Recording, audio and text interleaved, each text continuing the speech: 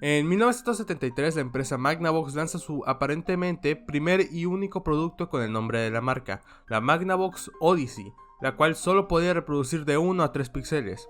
Y era algo bien curioso porque como no podía generar tantos píxeles y por ende no poder generar una imagen completa, se usaban plantillas translúcidas para poder imitar lo que se estaba jugando. Y esa de ahí fue la primera consola de videojuegos. Y a partir de ahí se empezó a avanzar la industria. Logramos mover los juegos de una sala o comercio al interior de una casa, ligeramente limitado a comparación de un arcade, pero se logró. Y ahora hay que hacerlo llegar a la palma de nuestra mano. Y no pasaría mucho para que eso pasara, ya que en noviembre de 1979 se lanzaría aquella consola, la Milton Bradley Microvision, la cual le fue de la patada. No encontré información de cuántas vendió, pero Milton Bradley intentó con esa y otra consola llamada Vectrex intentar meterse en esto de los videojuegos, pero con el casi monopolio de Atari en esa época y la subsecuente crisis del 83, estas consolas pasaron al olvido. Pero la Microvision dejó algo, y ese algo es que fue la primera consola portátil de la historia, y que sí podía ser posible el crear algo así.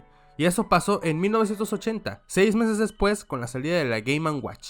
Y también estaba la Electronica IM, la cual fue una versión soviética de la Game & Watch con 75 versiones, cada una con juegos diferentes, y con diferentes me refiero a iguales a los de la Game & Watch. Hola mi bola de mexicanos olorosos fans de los temerarios, aquí he venido yo, porque no salí en el puto video pasado, a corregir al pendejazo del ganso me la va a mascar sobre esta pinche consola toda comunista, que de seguro el Stalin tenía en su pinche escritorio ahí guardada. La Electronica IM fue una consola que salió entre 1984 hasta 1992 hecha por la Unión Soviética y manufacturada por una empresa de pinches calculadoras, y también hicieron una que otra computadora pero se dedicaban más a calculadoras.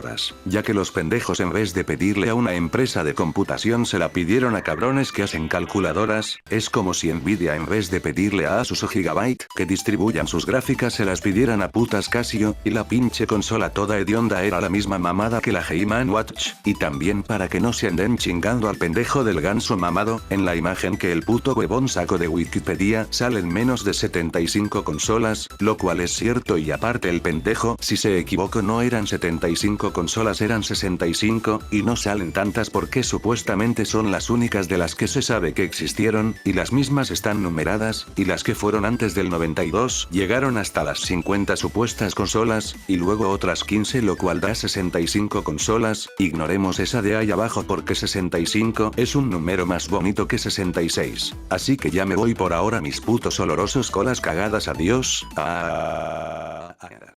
Prosigamos con la consola del Wii de Smash, la cual fue el primer éxito de Nintendo y a su vez su primera videoconsola, la cual mucha gente confunde con la Famicom, pero esta salió en el 86 y la Game & Watch en los 80, así que pues por eso.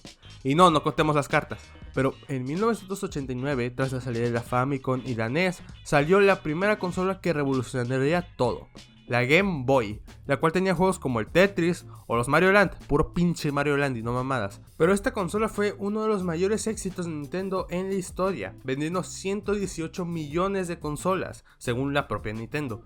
Y de ahí todo fue cuesta arriba, la Super Nintendo, la Game Boy Color, la 64 con un control al cual yo nunca me he acostumbrado, la Virtual Boy que... bueno...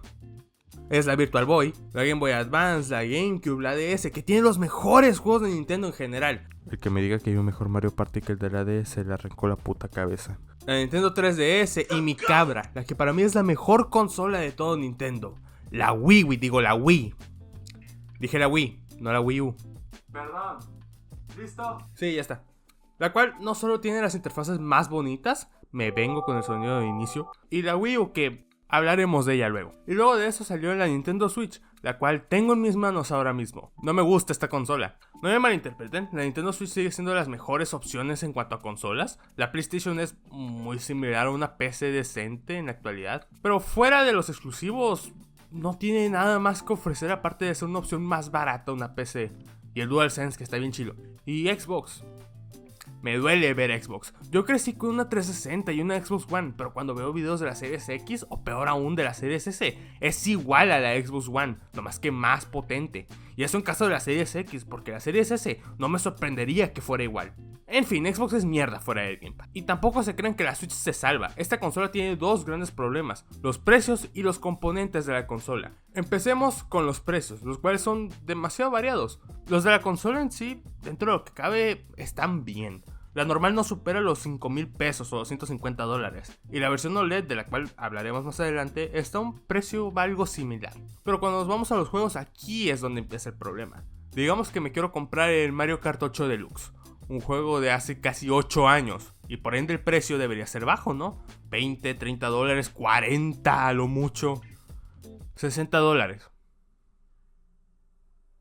Sé que esto es más un problema de la propia Nintendo más que de la Switch, pero no olvidemos que los juegos son una de las razones por las cuales compramos la Switch. Y está medio culero que juegos de hace casi 10 años cuesten lo mismo o más que muchos juegos actuales. Y ahora pasemos al segundo punto, el hardware o el apartado técnico de la consola, el cual deja mucho que desear. Según Reddit, sí, así de jodidas son mis fuentes, según Reddit supuestamente tiene un teraflop de potencia, el cual es un poco más potente que una GT 1030, una gráfica de entrada en el 2017, que vaya, para la época que salió no estaba nada mal para una consola portátil, pero quedó obsoleta al año, por las gráficas nuevas y tecnologías que poco a poco se volvían menos compatibles con la Switch. ¿Y qué hizo Nintendo al ver que los juegos se volvían más potentes para su consola? Lanzaron una versión Pro mejorada para estar a la altura de los juegos actuales. No, lanzaron una versión con una pantalla más grandecita y OLED, un puerto Ethernet que se me hace raro que no hubiera venido con la Switch original, y una pata trasera más grande, que ese sí es un cambio bastante bueno. De hecho, créanme que la pata original se perdía muy fácil. Perdí la mía hace como 2 o 3 años. Y eso fue 4 años después del lanzamiento original. Y ese es el principal problema de la Switch. Actualmente su casi nula potencia hace que los juegos que no son de Nintendo y por ende no están optimizados para la consola se vean medio culerones. Y esto nos lleva a la actualidad, cuando el 16 de enero de este año Nintendo subió este tráiler.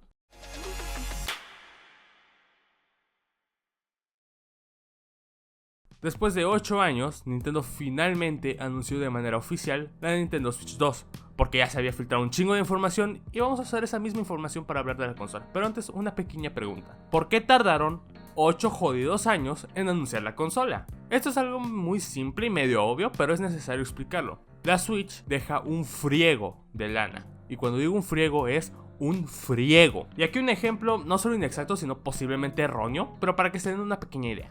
Una Switch cuesta unos 300 dólares, pues ese número lo vamos a multiplicar por la cantidad de unidades vendidas y tendríamos un pequeño aproximado de la cantidad de dinero que dejó la consola.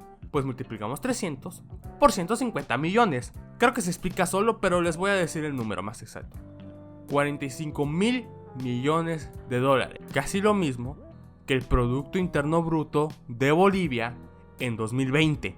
Pero me desvié del tema. La Nintendo Switch 2 presenta problemas que podrían llegar a ser bastante chiquititos, hasta unos problemones que podrían guiar la consola al fracaso. Pero empezamos con los problemas chiquititos que no afectarían tanto a la consola o solo un pendejo mamador como yo se quejaría.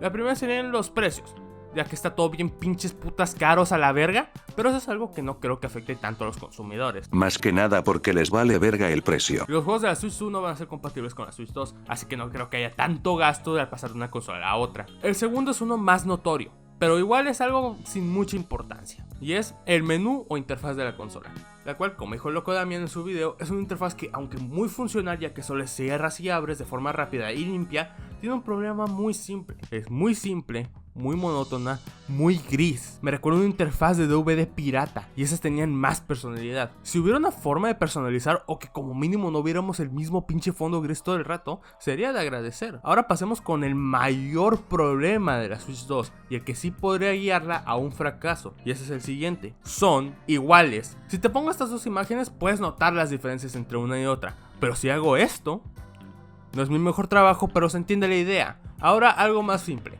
Esta es una supuesta imagen filtrada de una supuesta versión blanca de la Switch 2. Ahora, quiero que me digas cuáles son las diferencias visuales con la Switch OLED. Ahora, ustedes y yo sabemos las diferencias porque conocemos las dos consolas y sus propias diferencias. Pero pensemos en una madre o padre que quiere regalarle esta consola a su hijo y ve varias consolas. Las tres son casi iguales y en vez de preguntarle al empleado cuál es cuál, se lleva la que sea. Y el niño mira que en vez de traerle una Switch 2, le trajeron una Switch normal. Pues claro que el chamaco se va a encabronar. Que el padre le pegue una madriza por desagradecido es otra cosa, pero se entiende mi punto. Al final, obviamente este problema va a depender mucho de la publicidad que Nintendo haga. Pero independientemente de la publicidad que haga Nintendo, van a pasar estos casos. Puede que no sean mayoría, pero pasarán. Ahora, ¿la Nintendo Switch 2 va a ser un fracaso incluso con los problemas que mencioné? Claro que no. Es muy poco probable que la consola signifique una pérdida para Nintendo. La compañía tiene muchísimos fans y ellos van a comprar la consola y es muy probable que sí signifique una ganancia para Nintendo. Pero si esta termina siendo un fracaso, sería una lección bastante importante para las otras marcas. La Switch destacó mucho por su diseño único. A diferencia del módem de la PlayStation 5 o el refrigerador de la Series X, la Switch sí parecía una consola. Pero al sacar una consola igual pasará lo mismo que con la Wii U. Es más, repasemos un poquito de historia. La Wii es de las consolas más importantes de la historia, porque revolucionó el uso de los controles, introduciendo sensores de movimiento, y lo cual llevó a que las otras marcas saquen sus propios sensores de movimiento y salió de la verga. Lo único que sé es que el Kinect tenía un sensor muy bueno, hasta lo usaban como cámaras de seguridad. Pero luego del increíble éxito de la Wii, Nintendo dijo: oh vaya, esta consola está sacando muchas ventas, si hago la misma consola pero con una que otra mejora, pues vendería mejor. Qué listo que sos, Nintendo. Salió de la verga. Pero ¿por qué? Si era lo mismo que la Wii, ¿qué pudo haber salido mal? Exacto, era lo mismo que la Wii, y mucha gente pensó que la pantalla esa de la Wii U era un accesorio de la propia Wii. Y aquí está el problema de la Switch 2, esta se ve exactamente igual que la Switch original, y si Nintendo llega a sacar un fracaso por segunda vez como la Wii U, es muy probable que muchas compañías que hacen las consolas lo tomen mucho en cuenta, ya que si siguen sacando casi el mismo producto con la misma apariencia o el mismo menú, la gente que no está tan metida en el tema no sabrá cuál comprar. Y no crean que esto de sacar consolas muy iguales lleva pasando desde hace poco, esto pasa desde por lo menos los tiempos de la Game Boy y la Game Boy Color. Obviamente no estoy diciendo que cada vez que saquen una consola o una variante el diseño tiene que ser completamente diferente, pero cuando esto pasa tan seguido como con Nintendo, es solo cuestión de tiempo para que vuelva a pasar lo mismo que la Wii U. Dudo mucho que esto pase. La Nintendo Switch original es una de las consolas más vendidas de la historia, y dudo que Nintendo no haga hasta lo imposible para poder diferenciar las dos consolas. Pero si vuelve a pasar algo similar a la Wii U, las demás compañías verán que el hacer muchas versiones iguales de una consola puede llevar a que el consumidor se confunda y no lo compre o compre la equivocada. Y esto podría llevar a algo bastante bueno, como un cambio en los lanzamientos y diseños de las consolas, o en una catástrofe en la que la única consola disponible sea la Cibo 2. La verdad, el fracaso de la Nintendo Switch es algo factible, no muy probable, pero sí factible y que pueda llegar a pasar. Las posibilidades son bajas y ahí están, y si no obtenemos consolas que se vean bien y sean reconocibles una de la otra versión tras versión,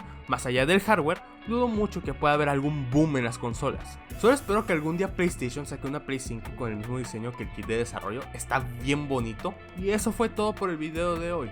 Comenten, denle like, suscríbanse, denle dislike, amenácenme de muerte, no importa. Chao.